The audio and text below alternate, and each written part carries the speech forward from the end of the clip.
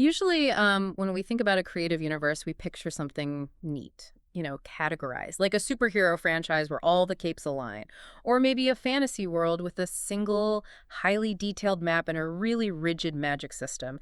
The boundaries are just clear. Right, because categorization makes information digestible. Yeah. It basically tells your brain exactly what rules apply to the story you're about to consume. Yeah, exactly. But I want you, the listener, to imagine stepping into this intricately woven universe where those boundaries are completely shattered. Oh, Shattered doesn't even begin to cover it. Right. It's a place where, like, classified CIA mind control experiments from 1953 are somehow bumping shoulders with a missing 133-carat pink diamond. It's wild. And it's a universe that houses gritty, blood-soaked audio dramas about mob debt collectors, right next to, and I'm not making this up, rhyming children's books about a shopkeeper who sells umbrellas. It really is the absolute definition of a creative Wild West. Yeah. I mean, the tonal whiplash alone is staggering when you look at the sheer volume of output here. And what if I told you that all of this, the spies, the heists, the umbrellas, they all stem from the exact same creative mind?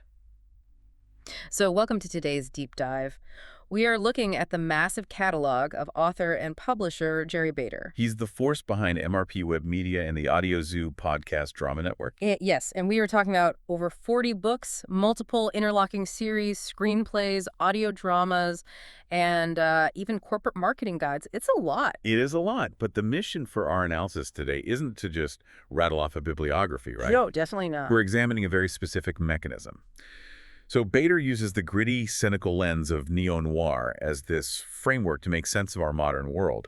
He's basically taking true historical events, deep-state espionage, complex psychological drama, and weaving them all together into a unified theory of modern paranoia. And for you listening right now, living in this era of just absolute information overload, we're going to break down how this massive catalog actually mirrors your own modern anxieties, about data, truth, history, because usually when we hear neo-noir, the brain instantly goes to the aesthetic. The visual stuff, yeah. Right. We picture the fedoras, the smoking guns, the detective standing under a flickering street lamp in the pouring rain. But the aesthetic is really just the packaging. At its core, the noir genre is a philosophical framework. It's used for exploring institutional distrust and moral ambiguity. Which feels very relevant right now. Oh, absolutely. Classic noir was born out of the post-World War II era, so people had just witnessed global destruction, governments were keeping these massive secrets, and there was a deep-seated cynicism about the institutions that were actually supposed to protect them. So it was born out of real trauma. Exactly. And the complex societal issues of today parallel those exact same mid-century challenges. Bader is taking that classic framework, the lone individual trying to find the truth in a corrupt system, and he's updating those anxieties for the digital age. So let's look at how that philosophy operates in practice by diving into Bader's Deception series. Because before we can talk about stolen diamonds or mobsters, we really have to understand the mechanics of how his characters even process the truth in this digital age. Right. Which brings us to Harry. Yes. The protagonist of the Deception series is a guy named Harry. And Harry is fascinating because he completely breaks the James Bond mold. Like, he is not a field agent ordering martinis and getting into Aston Martin car chases. Not at all. Harry is an intelligence analyst.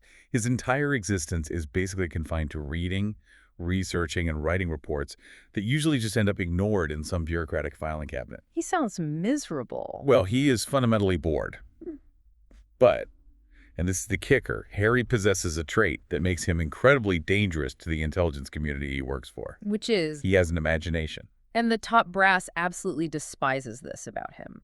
They want data, they want algorithms. And Harry is over there connecting all these invisible dots. Yeah, and you really see that clash in the book Delusion, Lucy's Breath.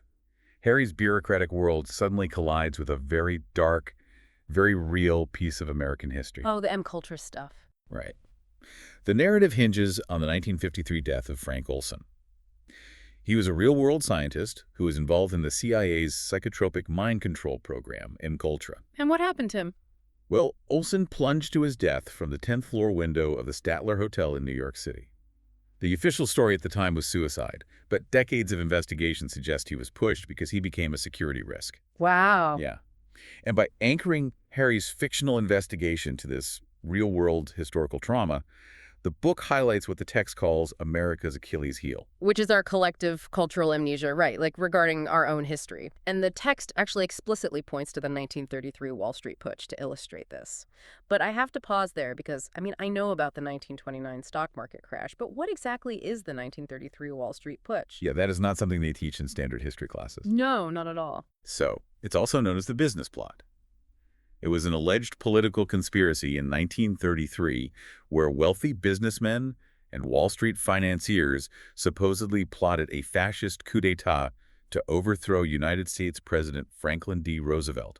Wait, seriously? A coup in the U.S.? Yeah, a retired Marine Corps Major General named Smedley Butler actually testified under oath to a congressional committee that these elites approached him to lead an army of veterans in this coup. That is insane. Did anything happen to them? Well, the committee found evidence of the discussions, but no one was ever prosecuted, and it was just largely swept under the rug. So Bader is digging up these massive, forgotten institutional failures and dropping Harry the analyst right into the middle of their modern fallout. Exactly. And I should note here, notice the political impartiality of the historical threats being used in the books. The narrative pulls from both external foreign threats and internal domestic conspiracies like the putsch. So it's not picking a political side. No, the narrative engine doesn't take a partisan side at all. We're just reporting what's in the text here, and it simply illustrates a mechanical truth about societies. Basically, those who cannot remember the mechanisms of past corruption are condemned to repeat them. Which brings us to the book Dilemma. And this is where this concept of institutional failure evolves into what I honestly found to be the most brilliant concept in the entire source stack. Yes, the spy's dilemma. Right. So we get a poisoned accountant, a Chinese painter, and this complete inversion of how we think about intelligence gathering. Like, the traditional spy trope is that if you just gather enough information, you can make a rational decision and save the day. But the problem in Dilemma isn't a lack of information. The problem is total saturation. Right. There's too much of it. Exactly. The intelligence services have facial recognition, endless global data streams, constant surveillance. And this creates a severe paralysis of analysis. Paralysis of analysis. I love that phrasing. Yeah, because no one actually knows what is real, what is just algorithmic noise, and what is purposeful misdirection planted by an adversary. And if you are listening to this right now, just think about your own experience scrolling through a social media feed. We are all living the spy's dilemma every single day. Oh, 100%. We don't lack information about world events. We are just drowning in an ocean of noise. We've got deepfakes, bot farms, algorithmically amplified outrage, conflicting narratives. But okay, here is my concern with Harry's approach. Okay, what's that? If the brass hates his imagination, and Harry is relying on his imagination to fill in the blanks where the data fails, isn't he essentially just inventing conspiracy theories? Like, if the data is broken, how does making things up conjure reality? Well, it's a crucial distinction. Harry isn't inventing facts out of thin air. He is using human intuition to synthesize compromised data. Okay, so interpreting, not inventing. Right. When you have an overwhelming surplus of data, pure logic fails because the data itself has been weaponized. You cannot compute your way out of the spy's dilemma. The machines only see what they are programmed to see. Oh, that makes sense. Human imagination is required to perceive the negative space, to look at the data avalanche and spot the narrative being deliberately hidden behind it.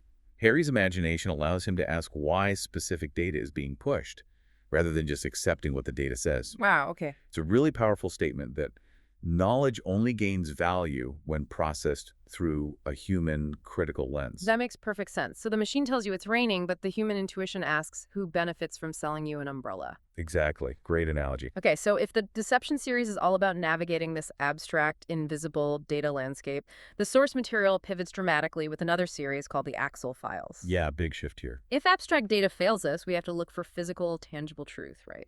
Right, so we move from a paralyzed intelligence analyst to a private investigator dealing with physical, stolen artifacts. The philosophy shifts from abstract information to historical provenance. So, meet Axel Webb. His operational philosophy is summed up in his catchphrase, which is, I find things, I find out things about things, and I find evidence of things. And that physical grounding completely shifts the stakes for the reader. Axel isn't philosophizing about the nature of truth. He is hunting for a specific object that someone is literally willing to kill for. And the objects aren't just like random fictional MacGuffins. Bader weaves these fictional cases around some of the most insane, verifiable real-world heists in human history. They really are unbelievable. I read the summaries in the stack and kept thinking, oh, he definitely made this up for dramatic effect, but he didn't. Like the 1984 Pacal robbery in Mexico City, literal veterinary school dropouts managed to steal over 100 ancient Mayan treasures from King Pacal's tomb. It sounds like a movie. It really does. And Axel is dropped into the modern fallout when those pieces start reappearing. But I think the most intricate example of this historical grounding is in the Blue Diamond affair. This one is crazy. So in 1989, a Thai servant working in the palace of a Saudi prince managed to steal roughly 90 kilograms of jewelry, which included a flawless 50-carat blue diamond. 90 kilograms? How did he even get that out? Well, he smuggled the loot out of the palace, hidden inside a vacuum cleaner bag, shipped it back to Thailand, and fled. A vacuum cleaner bag. I mean, you cannot write better fiction than that. You really can't. And the mechanical fallout of that real event is staggering. It triggered a 30-year diplomatic crisis between Saudi Arabia and Thailand. Saudi businessmen investigating the theft in Bangkok were assassinated. Jeez. Yeah, and the Thai police eventually recovered some of the jewels, but when they returned them to the Saudis, many of them were discovered to be obvious fakes.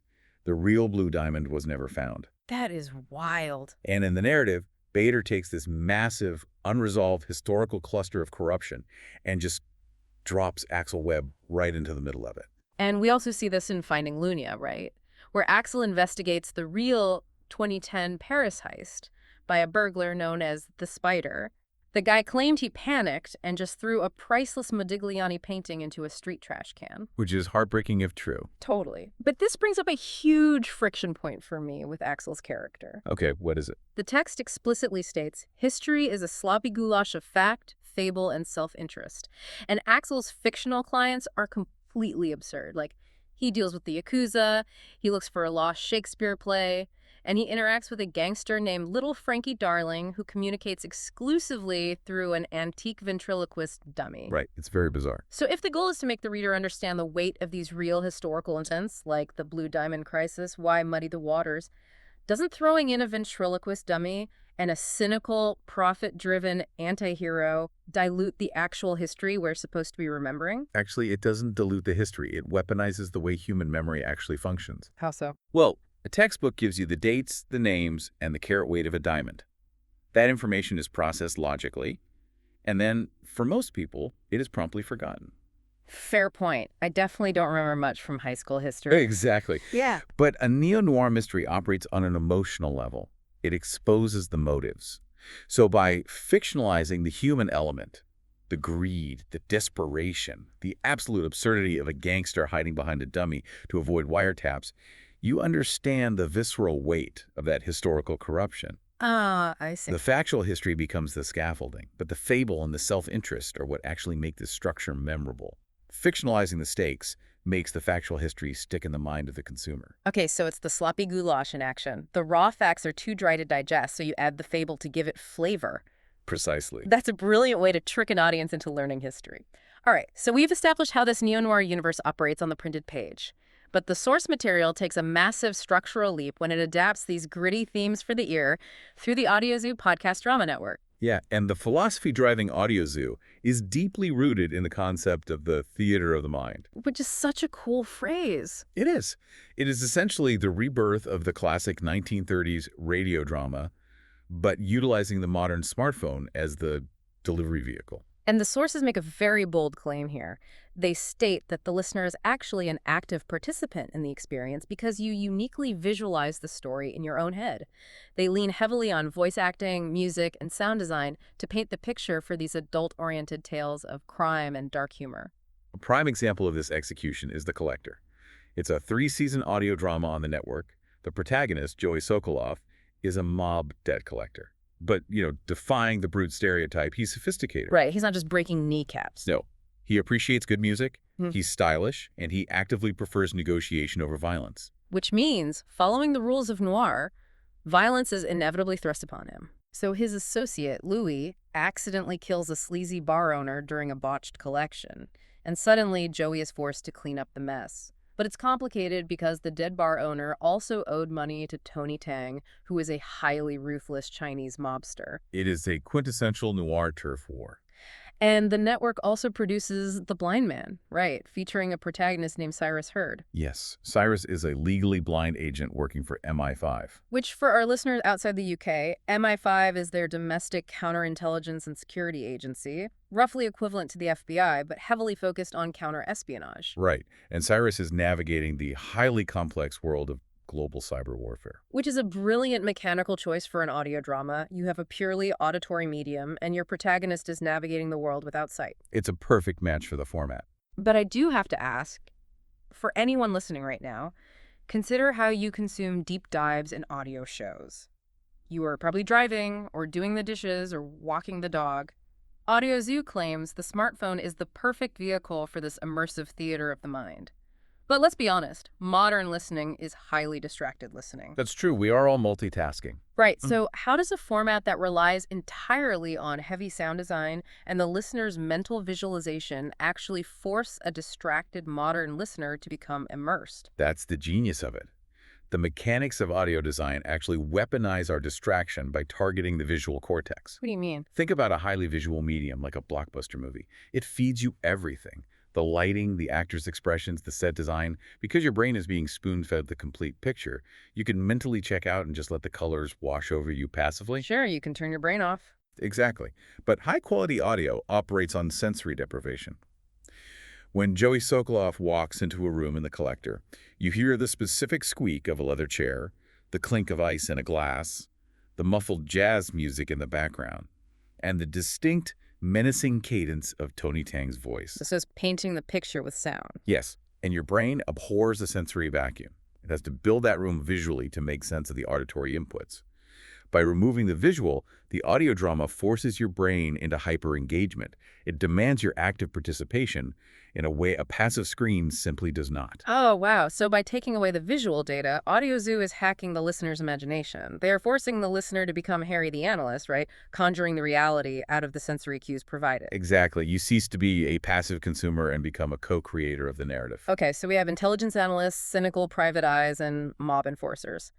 At this point in our deep dive, you probably think Jerry Bader is strictly a crime and thriller architect. But then we hit the wildcard section of our source stack, and the world building becomes incredibly eclectic. The tonal shift is jarring, I won't lie. But structurally, the underlying philosophy remains entirely intact. Just to give you a sense of the scale, there is the Outlaw Rider series. The protagonist is named Jessie James, a female jockey who works for the Hong-Mian Triad in California. A bit of a departure from the intelligence agencies. Just a bit. The plot involves native casino licenses, corrupt senators, and a white spirit horse named Medicine Hat. It is a wild departure from the streets of New York, but it still revolves around systemic corruption and compromised morals. But the biggest pivot in the stack by far is the pivot to children's literature. Yeah, that one requires a moment of cognitive recalibration. I was looking at the stack just thinking, the exact same guy who wrote about CIA mind control and a mobster communicating through a dummy wrote a book called Mr. Bumbershoot, The Umbrella Man. That's hard to wrap your head around. And we also have The Criminal McBride, which is a rhyming tale about a villain trying to hide his ill-gotten gains who ends up stranded on an island with only chimpanzees, and The Bad Puppeteer, which is specifically designed to teach children about con artists. So how on earth does a children's book about chimpanzees connect to a neo-noir universe? You have to look at the mechanical function of the stories. The stated purpose of The Bad Puppeteer is to teach children that actions have consequences. Okay. That phrase, actions have consequences, is the foundational bedrock of the entire noir genre. Oh my God. When I finally connected those dots reading the sources, it blew my mind.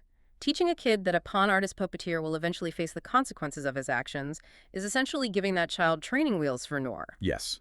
It operates in the exact same moral universe, just with the violence, the whiskey, and the complex geopolitical espionage removed. The mechanical lesson about human nature remains exactly the same. And this functional understanding of human nature extends even further, pushing past fiction entirely and into Bader's business marketing manuals. Right, yes. The source stack includes marketing guides like Double Take Marketing, Brand Universe, and one specifically titled Website Confidential Commercial Noir. So the premise of commercial noir argues that you can use the specific narrative techniques of film noir to connect with modern marketing prospects. It relies on hooking the psychology of the audience using the same narrative architecture as a mystery novel. See, this is where I hit a wall with the source material, and I really want to break this down with you. Sure. Noir is fundamentally about cynicism. It is a genre where nobody is who they seem, institutions are inherently corrupt, and everyone has a hidden agenda. But the entire point of marketing is to build trust. You want the consumer to trust your brand, your product, and your motives. So how does dragging a consumer into a cynical noir mindset make them want to trust you enough to buy a product? It feels like a massive paradox. It definitely seems paradoxical until you evaluate the modern consumer. Think about it. Modern consumers are already deeply cynical. That's true. They live in the world of the spy's dilemma. They are bombarded with fake reviews, native advertising, and glossy corporate campaigns that promise the world and deliver absolutely nothing. They do not trust shiny, perfect marketing. We've all been burned by a bad online purchase. Exactly. So commercial noir works by meeting the consumer where they are. It acknowledges the gritty, flawed reality of a problem. You present the mystery, which is the pain point the consumer is facing. You validate their skepticism that most solutions are snake oil. Okay. And then you position your product not as a magical cure, but as the hard-won pragmatic solution. You aren't selling a product, you're selling a narrative where the consumer is the savvy investigator who cracked the case by funding your brand. That is a fascinating psychological pivot. You aren't telling them the world is perfect. You are agreeing that the world is a mess and offering them the only umbrella in the storm. Exactly. It proves that human beings are hardwired to react to the exact same narrative architecture, whether we are reading about Axel chasing a stolen Stradivarius or a business trying to sell us accounting software.